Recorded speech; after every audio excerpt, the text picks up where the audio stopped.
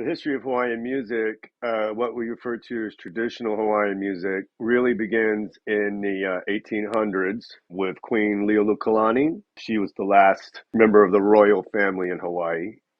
And she is the songwriter behind Aloha Oi, one of the more famous Hawaiian songs. You know, Aloha Oi, Aloha Oi. But one of the revelations with me playing with Caroline Aloha is that I'd never heard the full version of that. And the beginning of it is basically How Great Thou Art, the Christian hymn. And, that's largely due to the fact that colonizers came in from Europe and basically foisted their culture on the Hawaiians. And so even the queen has to capitulate to God a little bit before she can go into her traditional Hawaiian farewell song.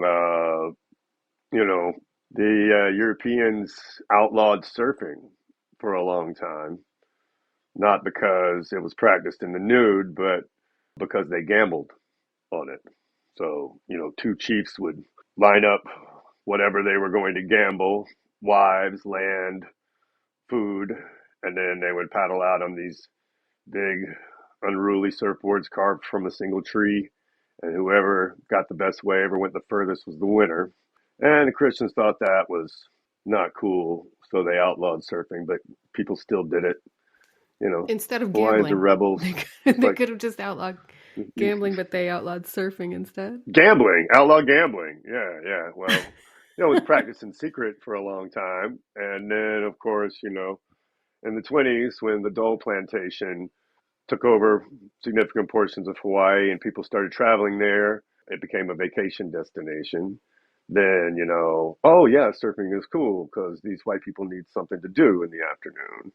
And in fact, the Beach Boys take their name from the Hawaiian guys who hung out on the beach, took tourists surfing, played ukulele on the beach in the afternoons, brought in delicious food, and basically, were your coastal concierge. And what I think was really hilarious was at the time, white women couldn't be seen with, dark-skinned men, and except when they went out surfing. And legend has it, the Beach Boys were not just giving surfing lessons, if you know what I mean. And the Duke Kahanamoku, one of the more famous surfers, was one of the first guys who could travel around the world and be allowed to be seen and touch a white woman. And so, yeah, Duke kind of, broke the color barrier for, a minute, but that was because he was an Olympic swimming champion, and people were impressed with him and wanted to be around him because he gave off that mana, it's a Hawaiian word for spiritual magic, you know. And then he retired and became the sheriff of Honolulu, and kind of a symbolic position, and just sort of will go around and pick up drunks, and he had these huge hands. Instead of beating people up, he'd just slap them real hard. So that's why in Hawaii the tradition is if you screw up the first time, you get slaps. And then it goes from there. You're listening to a conversation between Zach Hanna, a maker of Hawaiian music, and Tamara Federici, producer of Every Band Ever, already in progress. Listening to your music, and I was able to go to one of your live shows. It was on a dock, and you guys played an amazing set, and you had the best backgrounds, which was you did it the right way. You had a live sea sounds, a real background. You had real ocean, and that's the way to do this right, is you got to get real ocean. You don't want fake ocean sounds. You don't want fake seagull sounds. You don't want fake passersby. And there's just like a tiny amount of murmur in the background. And the thing is that everybody sounds really relaxed. And, there's a difference between a Margaritaville and what you guys are doing. And to me, that's, Oh, that this is, yeah. what is it to you? Well, so, Caroline Aloha is an act that I've only been playing with for a few months now. And then, 20 years ago, I started my own Hawaiian band called the Howlies. And we all agreed on a very strict no buffet policy.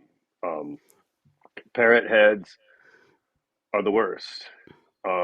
They will needle you. If you play one song, the next thing you know, they want Cheeseburger in Paradise or, Fans or whatever.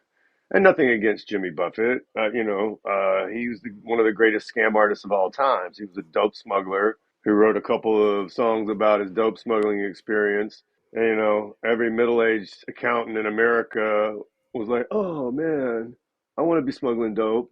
And, he romanticized it and then trademarked it into $1 billion empire. This is a guy who, lived on his boat, playing his guitar, didn't own any property, and then, you know, managed to, turn it into this huge scam by offering these people whose day-to-day lives are pretty mundane and boring. He offered them this slice of paradise, and come on, man, it's whack. And like I said, we have a no Buffett policy, and I violated it only one time. We were playing a show at this little tiki bar in town, and this crew of guys comes in, and this big burly dude who looked like Guy Fieri with bleached hair, Oakley's on backwards, big gut,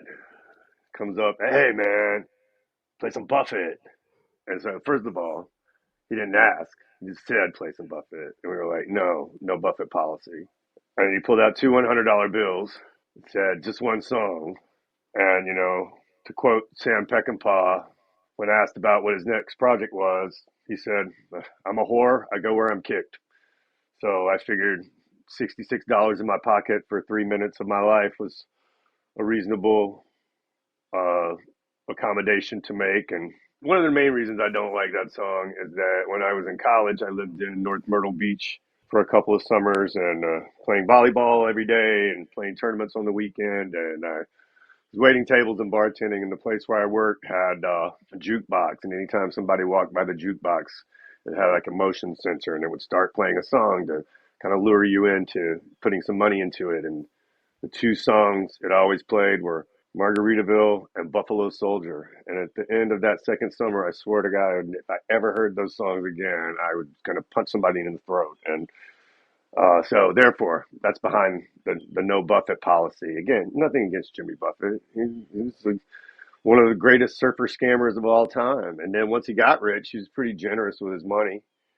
And, by all accounts, a pretty chill guy. But, the whole concept of Margaritaville as the middle-aged white Shangri-La is one of the greatest scams in rock and roll history, if you call it rock and roll. Oh, so here's my question on so you're a surfer and you just came back from like surfing in Texas recently. And we were Yeah, talking about Jimmy Buffett and that style of music. The thing that the Hawaiian music does is I feel like it's perfect pandemic and post-pandemic music, and that not enough people have discovered this and utilized it, which is it feels like an attainable daydream. And I think that the Margaritaville is more yeah. like it's more like a boomer. It's what is the word? It's sort of yeah, it's sort of just a boomer experience. It's a lifestyle. It's a boomer lifestyle that nobody can really cling on to. Yeah, But like a nice daydream where it's not, like you're in the middle of the pandemic, you don't know what's going on. What day is it? What time is it? Everything is terrible. We might die. Oh, this music is lovely. Like and there's like oh a yeah, yeah, there's a sweetness and also kind of a temporary vibe that I think temporarily fixes things. And also you might have your own idea on it. yeah. I consider Hawaiian music to be sort of like musical Xanax. You hear that steel guitar, and then the ukulele plucking in the background, a little upright bass holding down the low, and it takes you into this sort of tropical state of mind. Whereas, Buffett is like a Klonopin after 3 shots of tequila and four Milwaukee's bests. It's more of a like you get there and then it's like, oh no, why did I do this? So tradition. traditional Hawaiian music Why is have I done this? more, and again, like I said, it's just people wanting to escape from their daily grind, the boredom and ennui that comes with the life, especially the quarantine life. But they do that rather than just adjust their lives to be happier.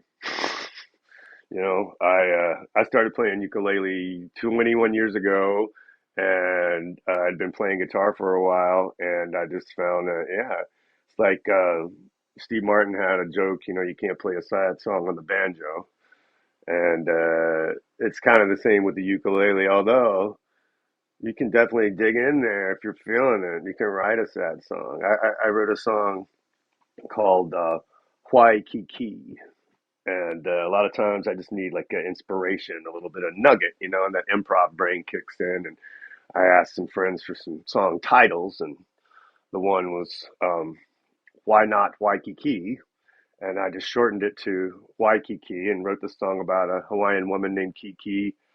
Guy meets her on a cruise ship, falls in love, sells his house, gives up all his possessions, moves to Hawaii, and then realizes that she's just kind of a player. And she's like, "What? What are you doing here?" And he's like, "I love you." And she goes, "Nah, nah, I got like 8 boyfriends, right?" And so then one day he finds her dead on the hillside, and she had played her game too often. It cost her terribly. So tell me why, Kiki? Why, Kiki? So I basically combined traditional Hawaiian music in a minor key and turned it into an Appalachian murder ballad, like Knoxville Girl by the Louvin Brothers. That's why I love your band. Except in this instance, yeah, except in this instance, the protagonist didn't kill his lover. It was her undoing. And the way I intro that song is, you're learning Hawaiian music, and most of the songs are about beautiful, sweet Hawaiian women, and most of them are. But I figured there was an evil one out there, and I would try to write something about her. And yeah, it's a That's but yeah. So when I went to Hawaii the first time, it was kind of a trip because I named my band the Howlies because Howley is in the Hawaiian culture, ha is breath, right? And so when Hawaiians used to meet one another, they would put their foreheads together and breathe into each other's mouths. And aloha means I respect the breath of life within you. And ha'ole, haole, means you do not have that breath of life. And I always figured that was partially because Captain Cook and his European sailors that first arrived there, you're pretty sure they had gingivitis and scurvy and horrific breath from being at sea for so long. So these guys were like, the Hawaiians were like, "Who are these gods? What are these people?" And then they smelled their breath and were like, "Oh, yeah, maybe not, right?" And without being aware of it, because Holly's just kind of like, it's like, it's the white guy, the tourist, right? But without knowing it, naming my band that, that word is kind of like the N word in Hawaii. If somebody calls oh, you that, I didn't know it that. means you fucked up somehow, right? Yo, Holly, you in my parking spot, bro. Holly, you drop in on me one more time, slaps, right? And so when I went there the first time, I was going on a bike ride down Haleakala volcano, and I told these two Hawaiian guides that I had a Hawaiian band, and they said, "What's the name?" And I said, "The Howlies," and they were like, "Oh, what?" Because again, you don't want to be called that in Hawaii. And then I played the song for them, and they were like, "Oh, all right, brother, you got it." And I grew up in Pilot Mountain, North Carolina, and I had a black godmother and 4 sisters that helped raise me. So I have a facility with African American culture, but I pride myself on not code switching when I'm around black folks because that shows you're trying too hard, right?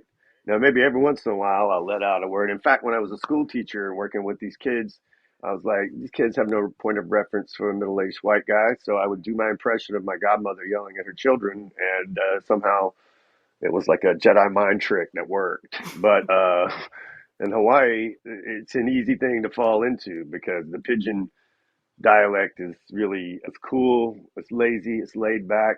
And so then you get into who the guy, brah? Yo, you dropping on me one more time, Howley, and that's it for you. You buried in the cane field, right?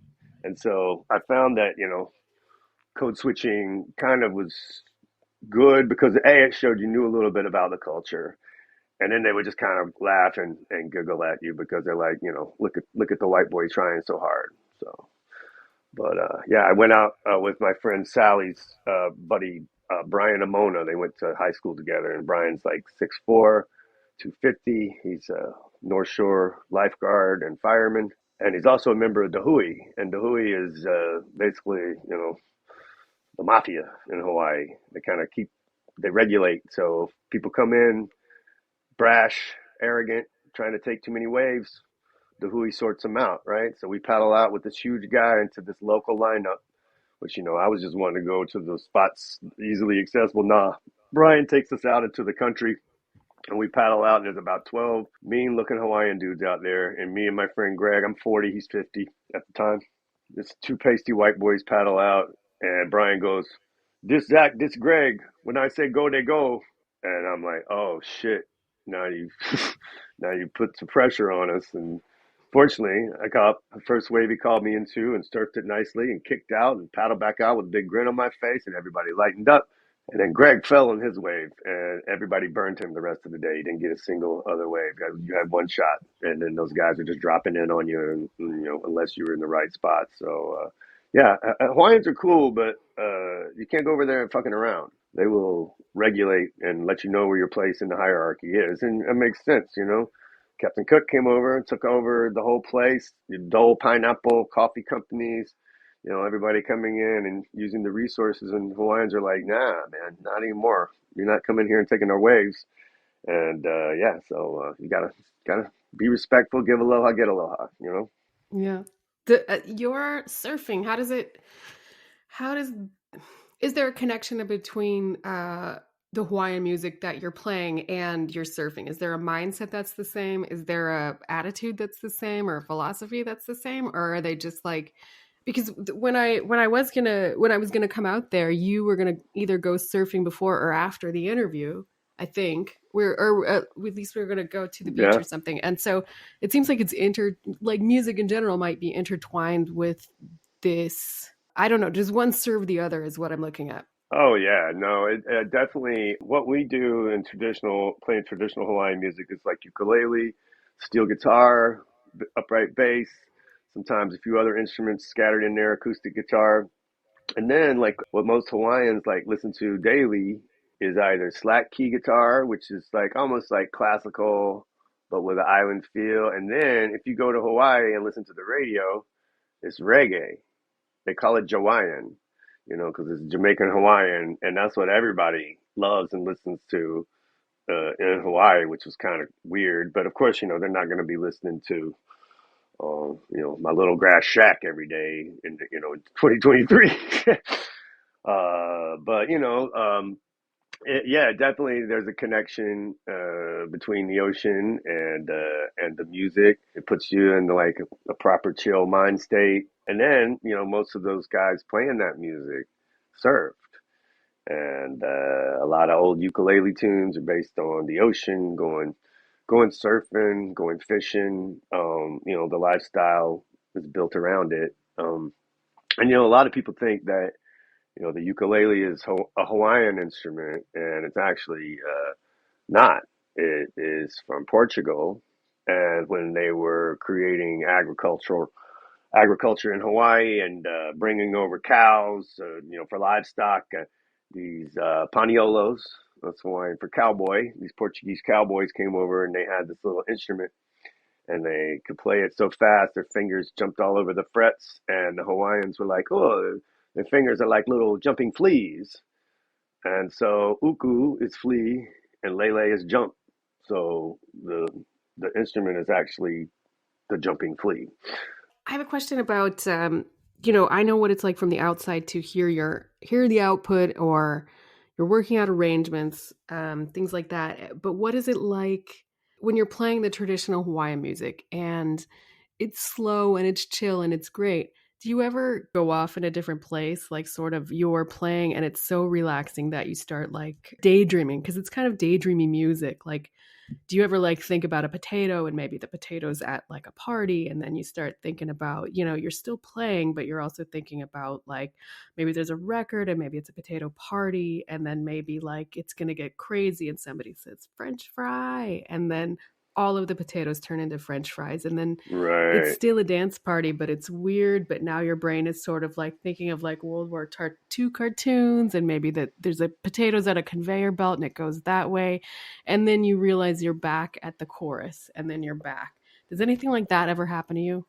Well, during quarantine, I had been, sitting on this fairly good sized Ziploc of mushrooms, and I hadn't done them in years and years. And I've been reading about all this microdosing stuff, and so I began to indulge. Everybody in my house goes to bed at 9 and 10 o'clock, and I'm up. So a little tablespoon of Nutella, little dust on top of it, and yeah, the world opens up. And so now I've gotten comfortable enough that I can perform that way because muscle memory is a big part of it. Sometimes your body, your hands, your voice just does what it's supposed to do, and yeah, you drift off. Think about you know the fact that my tire pressure monitor gauge is on in the car, and I got to get that handled, or I think about the fact that my dues at the YWCA so I can use the pool. I got to, that's due on Monday, and I want to go swimming. So, I gotta work on that. And then, my kid's room, he's 18, just graduated from high school, and he won't leave. And I'm worried about my property value because the room has an aroma to it that I feel is going to make it difficult to turn it into an Airbnb when he finally does leave the house. And then, yeah, I pop right back into it because, yeah, you gotta get the You song got to going pay where it it's supposed back. to go. And I feel like it's very freeing. I used to do it with alcohol, but then I wouldn't remember, Mm. and Mm-hmm. that was one of the worst things. Back in that era, I would be, out at the tiki bar in Carolina Beach, and I'd meet all these people, before the show, during a break, after the show, talk to them, and then not remember any of it. And this guy came up and he was like, "Brother, what's up?" And he gives me a big hug, and we're talking, and I'm like, "Yo, man, can you tell me your name again?" And he's like, "It's Trey. You played my wedding last month. You went to high school with my dad, and we've gone surfing together and gone over to Masonboro Island and camped. And it's just one of those things where I'm like, oh man, my bad, my bad, dude." But then, a lot of people just kind of run together like that. You know, some people stand out. I especially like the Howlies are not the type of band that really has groupies, but we do have a large GILF following. If you're over 60 and postmenopausal and have caftans, uh, you definitely vibe with the Howleys. And we're all a little bit younger than that, so they're kind of like, "Hey, 54, you're like a teenager." And nobody's really like terribly aggressive with it, but I get a few tequila sunrises sent my way during shows, and I'm appreciative of that. And attention is nice, but they're not quite as aggressive as the younger girls might be. Rock bands are used to that, and it's sort of like a fringe benefit of the job. And then in most cases with the gilfs, we're flirtatiously polite, and then it's grabbing our shit and going home. You don't want to hang out when the lights come up in the bar and realize that the lady you've been talking to looked kind of good. It's 70s. Right, which is we love people in their 70s, but not at a show and not for you. I love I like that you guys go home because you need to be ready, and I feel like sometimes they distract. It's important to remember that there is a time and place for Margaritaville. That time is never, and the place is in space. Zach Hanna is an actor, writer, director and musician and, along with upright bassist Jones Smith and guitarist John McIntyre, plays ukulele in the Howlies Hawaiian band. Tamara Federici was invited to lead a shark attack in 1997. She did not have the right teeth for the job. Every Band Ever is producer, Tamara Federici, editor/producer, Will Velasquez. Audio engineer, Clark Jackson. Publicity, Will Briley. Coordinator, Mary Lear. Social media, Jonah Katz. Artwork by Simon Morris Winheld. Aloha, jerks.